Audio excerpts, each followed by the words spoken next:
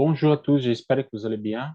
Bon, je vais faire une analyse de marché pour plus détaillée, ok? Et pendant la semaine, je vais vous envoyer ici à chaque nuit ou à chaque jour mon point de vue pour les marchés pour la semaine, ok? Avec les annonces économiques. C'est juste pour familiariser un petit peu avec qu'est-ce qui se passe dans le monde, en fait. Parce qu'un jour, on est en achat, l'autre jour, on est en vente. C'est hyper compliqué de faire du swing trade. Le scalping aussi, si vous tradez les annonces économiques, il faut avoir le bon timing, le bon moment, parce que sinon vous faites griller. Donc, le intraday, aujourd'hui, c'est celui-là que tout le monde préconise. Okay? Il fait de intraday avec une bonne stratégie, avec bon chose. Ici, je ne veux pas vous montrer les stratégies, c'est l'analyse, mon point de vue sur le marché. Okay? Donc, je vais commencer par le DAX en hebdomadaire. Pourquoi en hebdomadaire? Parce que doit commencer la semaine. Donc, c'est important de voir que la zone des supports ici est la tenue. Okay? Depuis mars, cette zone, elle tient les coups.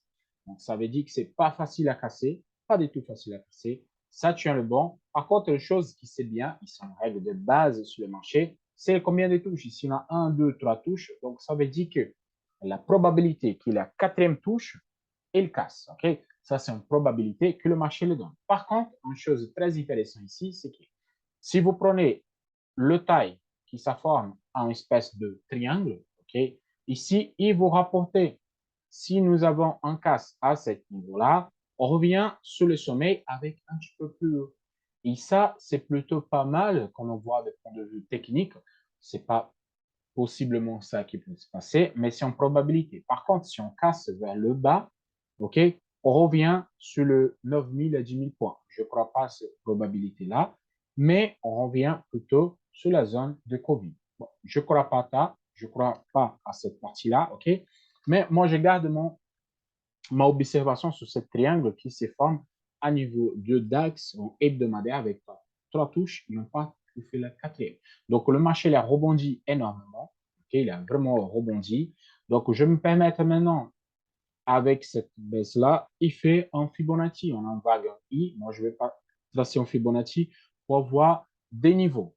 Pour l'instant, je ne vais pas placer ça pour ne pas me faire tromper à question de Fibonacci. Okay? Je sais que ici, on arrive sur cette zone, OK, qui c'était ici support, support, support. Après le cassé, c'est devenu en résistance plus basse, c'est devenu support, et ainsi de suite, et ça continue. Donc, elle a clôturé plutôt cassé, OK, sur cette zone-là, mais la partie bonne de DAX, c'est qu'il fait un plus bas, un plus haut. C'est plus bas, c'est plus haut que celui-là, donc ça veut dire qu'il y a un inversement de tendance, OK? Vraiment un inversement de tendance. Et là, nous sommes la partie supérieure des canaux. Donc, la remontée, il garde cette zone-là. Si vous avez regardé la semaine dernière, cette zone-là, elle correspond à peu près au 61 de toute la baisse. Donc, ça veut dire qu'il garde bien cette zone. Qu'est-ce que nous avons ici? Un, première probabilité, un casse pullback, on prend de buy. Sinon, il faut ranger cette zone, un petit retest vers le bas pour repartir. En fait, c'est à peu près ça que moi je vois. OK, si moi je trace ici, ça fait un triangle, donc ça fait un petit retest pour repartir à la hausse. Donc, moi, je prends que des buys maintenant, vraiment que des buys. Et pour moi, j'attends que le marché évolue minimum à niveau de 13 300 points. C'est ce niveau-là. C'est ça que je veux. C'est pour ça qu'il y a une grosse résistance. Ça, c'est une résistance mensuelle. OK, c'est pour ça que je mets la ligne blanche comme ça. De point de vue qu'on a fait de rentrée cette semaine. Okay, juste pour vous montrer qu'est-ce qui s'est donné. On a commencé la semaine le 5. Ceux qui ne savent pas, moi, je vais travailler les OPR maintenant. Okay, parce que ça, c'est pour mes élèves. C'est un test que je vous leur montre qui ça marche super bien. Donc, on a eu le premier jour, OK, c'est le lundi. Pour back et fait, c'est hyper simple. Vous prenez la taille et vous projetez. À partir de là, le take profit et la perte. Donc, premier trade, il est passé super bien. OK. Le deuxième trade, celui-là, vraiment, j'ai rentré sur cette casse-là pour mon petit objectif sur cette trade line. Mais qu'est-ce qui s'est passé? En fait, il m'a sorti un stop loss aussi. Moi, j'ai rencontré cette position. Ben, bon, c'est pas grave. Donc, au minimum ici, OK, là, ça fait la sortie. Hop, en plutôt en BE. Mais cette position, on n'a pas pris cette semaine. Par contre, là, troisième jour, mercredi, pullback, il s'est super bien passé. Le quatrième jour, pas de trade. Et le cinquième jour de la semaine, pas de trade sur les DAX. Donc, ça veut dire qu'on a eu 2 take profit, 1 stop loss sur le DAX. C'est super bien passé, vraiment. Là, on a fini la semaine en positif.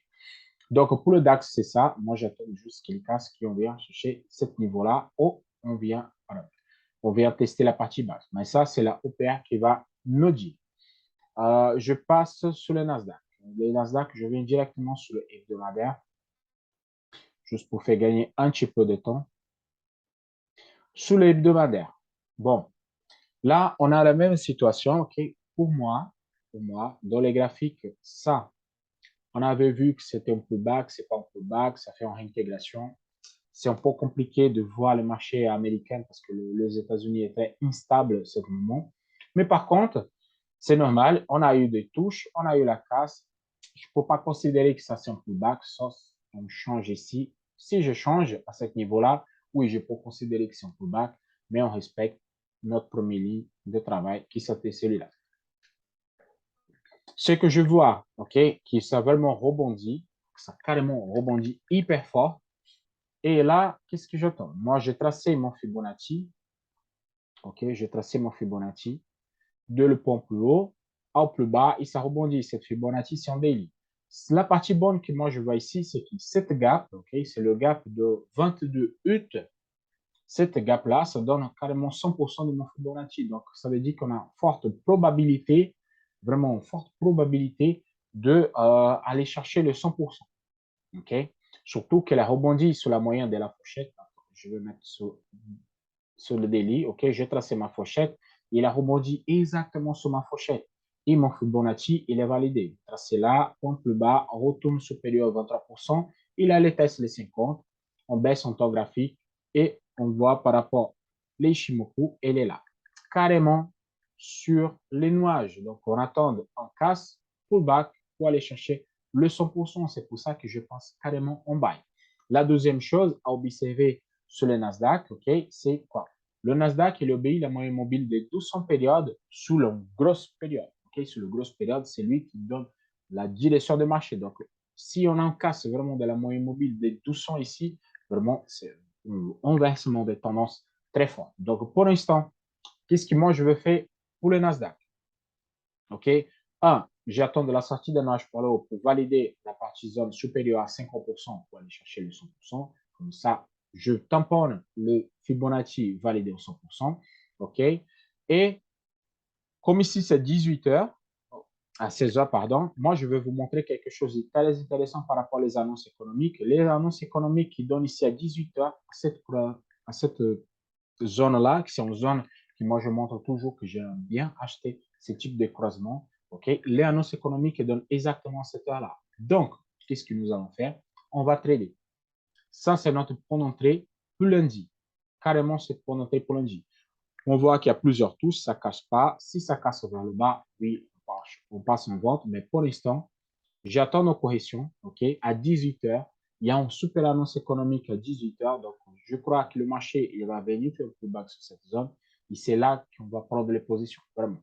Et c'est ça que moi j'attends pour lundi. Carrément, ouverture des marchés, le marché du travail, annonce économique et on va chercher le plus. En fait, c'est ça que moi j'attends carrément.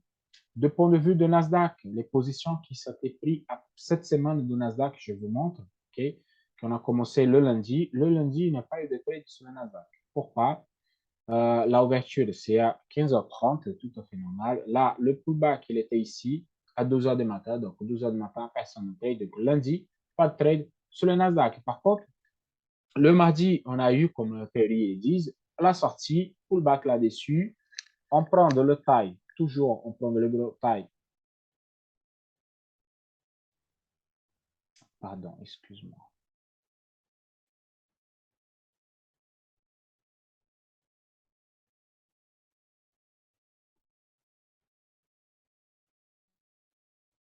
OK, on prend de le taille ici, OK, et on projette vers le bas et ça donne notre objectif de TP et le TP il était à temps. Donc, c'est comme ça qu'on calcule le TP quand on travaille les OPR. C'est le taille de l'OPR calculé pour la casse vers le haut, vers le bas et on rentre sur le pullback. Donc là, on rentre sur le pullback. Là, le mardi, on trade sur le Nasdaq, on trade sur le DAX, ça a super bien passé. OK, le mercredi, la même chose, pullback. Et ça a bien parti. Ici, c'est pas Un gap, c'est juste un faille de trading view, ok, mais c'est pas grave. Il a cassé vers le haut, ça fait un pullback. Si vous mesurez, ça donne encore un trade. Et le vendredi, pas de trade non plus, donc c'est pas grave. Et la perspective, c'est quoi? La perspective, c'est hyper haussier sur cette zone-là. Donc là, j'attends un petit pullback là pour rentrer en position. Il a opéré, il va nous dire c'est quoi la tendance que nous allons prendre pour les marchés, ok, de lundi. Le Dow Jones, pour finaliser le Dow Jones, vous avez vu que j'ai tout nettoyé les graphiques, c'est justement pas être facile. Et les trade lines ici sont roses parce que les gens ils disent qu'ils ne voyaient pas les trade lines, donc je mets en rose comme ça tout le monde qui voit. Donc là, on a notre trois touches, ok? Trois touches des casques, c'est obligatoire le pullback, donc moi je considère ça c'est un pullback. Si vous prenez toute la baisse, ça donne les 61. Ou si vous prenez toute la hausse comme Fibonacci, ça donne les 61. Pour que vous compreniez qu'est-ce que je parle exactement ça. Vous prenez ici, vous mesurez là, et la clôture était exactement sur le 61. Donc, elle n'a pas cassé. Ici, il casse le 61, c'est normal, il vient chercher le 100%. Pas de casse, ok? Pas de casse. On n'est pas à l'abri d'une nouvelle casse vers le bas. On n'est pas à l'abri de ça, mais moi, je crois plutôt qu'on passe en bas et je vous montre pourquoi. Donc, casse, pullback, j'attends de la hausse, vraiment, j'attends de la hausse de Dow Jones. À niveau de la fourchette, c'est pareil, il est venu essayer de casser la fourchette pour venir chercher la moyenne, elle n'est pas venue. Intégration, donc moi, j'attends carrément au retour, surtout qu'on a un gap à combler à ce niveau-là. Donc, ça donne parfaitement comme le Nasdaq. Donc, je me permets pour ça, ok, vraiment, parce que là, j'ai une vague en oui, de prendre un Fibonacci de plus haut et le plus bas, ok, et mon Fibonacci, il est validé à ce niveau-là. Il y a un retour, clôture supérieure à 23%, donc on a clôturé pile, on vient pile poil toucher le 50% des fibres, ok, donc là, je passe prochain juste pour un petit peu plus de précision. Et c'est la même chose, j'ai tracé ce trade line-là, tant qu'il est sur ce trade line, je prends pied de buy, pas de vente. Okay, là, vraiment, je cherche des buy parce qu'on veut inversement de tendance. Donc, qu'est-ce que moi j'attends? Un petit correction à ce niveau-là pour aller chercher les 61. Par contre, si elle me passe vers le bas, je peux rentrer en vente. Okay? Si la OPR m'est permis pour venir chercher le 38%. Donc, le Dow Jones cette semaine, qu'est-ce qu'ils nous donné des trades? Même si je ne trade pas le Dow Jones, c'est juste ça. C'est juste pour info, parce que mes élèves, ils suivent carrément le OPR parce qu'on fait des tests pour eux. Donc, c'est le même principe. OK? Le pullback, il a fait à 2 heures du matin. Donc, pas de trade. Aucune trade sur le Dow Jones. Par contre, là, le mardi, pullback là-dessus, pour montrer la même chose, on mesure, on sort, ça super bien marché, trade validé.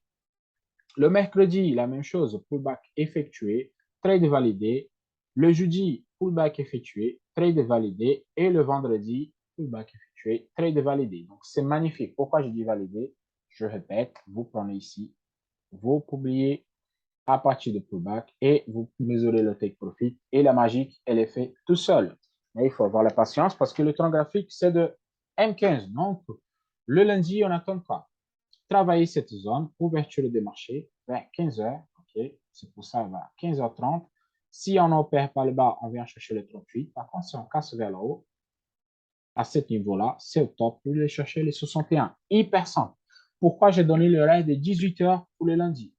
Je vous montre. En fait, le lundi, sur les annonces économiques, OK, j'ai à peu près 17h30 quelques annonces qui sont pas les annonces, les meilleures annonces du monde. Mais par contre, cette annonce-là, cet rapport, il est super important. Pourquoi? C'est les offres agricoles dans le monde. C'est l'estimation, OK, des offres de vente des agriculteurs. Et si vous ne savez pas, on a trop de problèmes avec le monde, avec le repas à ce moment-là. Okay? Il n'y a pas de repas pour tout le monde. Il y a des pays qui font beaucoup des exportations et des autres qui sont moins. L'Ukraine, elle n'arrive pas à envoyer le blé et toutes les productions dans le monde. Donc, ça cause des problèmes. Donc, cette annonce-là, cet rapport, il est super important. Et comme lui, c'est à 18 heures exact, vous pouvez voir que ce croisement que je vais vous envoyer sur l'analyse, lui, ou il va casser, il va péter vers le haut, ou il va vraiment casser vers le bas. Il faut rester attentif à 18 heures le lundi parce que ça est une annonce très importante celui-là. Cet rapport, il est super important. Peut-être le rapport plus important de la semaine, c'est celui-là parce qu'il va donner la direction de toute la semaine. OK? Et après, il y a des autres rapports. Il y a le IPC le mardi. OK? C'est avant l'ouverture. Donc, ça, c'est intéressant quand c'est avant l'ouverture. Pourquoi? Parce qu'au fait, il va rester en neutralité pendant 1 heure. Et à partir de 15h30, l'ouverture, ou ça casse vers là-haut, ou ça part vers le bas. En fait, ça dépend de si l'annonce est positive ou non. Donc, c'est pour ça une bonne interprétation. OK? Après, nous avons ici les stocks hebdomadaires de pétrole et aussi les chômages. Okay? Les balances de chômage, il est très important et chaque jeudi, nous avons celui-là. L'inscription hebdomadaire au chômage et aussi on a la partie de pétrole pour jeudi. Et le vendredi, c'est le IPC. Okay? Le IPC européen, ça c'est très attendu pour le mois d'août. Et je crois que c'est la même chose pour les Américains. Non, pour les Américains, il n'y a pas trop de choses le vendredi. Donc, ça, c'est important. C'est des choses à prévoir. Vous allez voir que les horaires, c'est toujours ouverture au vraiment 18 heures, c'est de points clés. Okay? Chaque fois des analyses, des points clés à rentrer, c'est toujours à 18 heures. C'est toujours les moments des annonces économiques. C'est pas pour rien que le marché il forme des bonnes choses justement pour ça. Regarde. 18 heures exact à cette croisement-là. Si le marché du travail, il touche là à 18 heures, l'annonce est bien, ça part vers la hausse. Si l'annonce est mauvaise, ça part vers le bas. Donc, c'est toujours le marché, il marche en chrono et ça marche super bien. Donc, ça, c'est l'analyse pour la semaine. OK?